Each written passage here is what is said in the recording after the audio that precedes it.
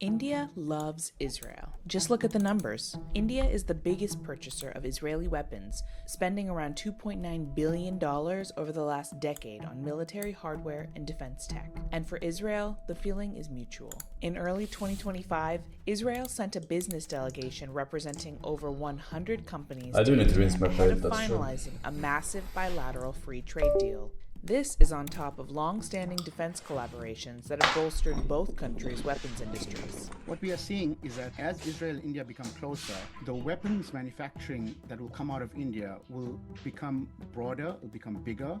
It will also expand to other countries. The dynamics of India and Israel's relationship have only grown stronger over the last decade, unaffected by Israel's genocide in Gaza. But hold on, was India always so publicly pro-Israel? Not exactly. In fact, India was the first non-Arab state to recognize the Palestine Liberation Organization as the sole legitimate representative of the Palestinian people in 1974. And in the 80s, it became one of the first countries to recognize the state of Palestine. When it comes to Israel, India didn't formally establish relations until the 1990s. So, how did we get here? And going forward, what does the future of this deadly relationship hold?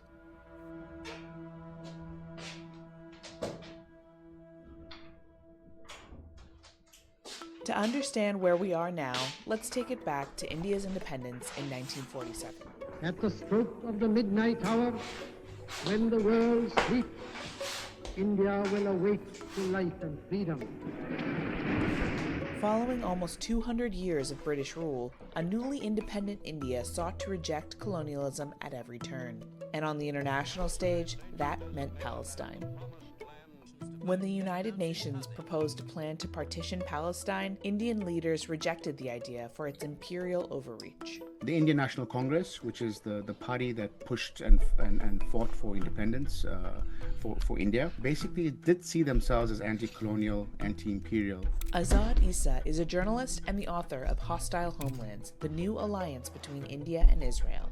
Around the time of Israel's founding, more than 750,000 Palestinians were forcibly displaced in what was called the Nakba, Arabic for catastrophe. Publicly, India expressed solidarity with Palestinians driven from their land. But behind the scenes, a different story was unfolding. This kind of showcases the difference Listening between to AJ is a whole next level of brain rot. Private sort of I don't know what AJ understanding is. or movement towards Israel that actually starts in the 50s. It actually takes on a material basis in 1962 when India buys arms from Israel, despite not having, diplomatic ties, and military ties start growing. Is In it like 65, History they buy Channel? arms again. In 71, they buy weapons again. So privately, India and Israel have actually been in business together since the 1960s. But why did India bring the relationship out of the shadows? By the 1980s, India's leaders were looking for ways to enter the global market. So despite historically having stronger ties to the Soviet Union,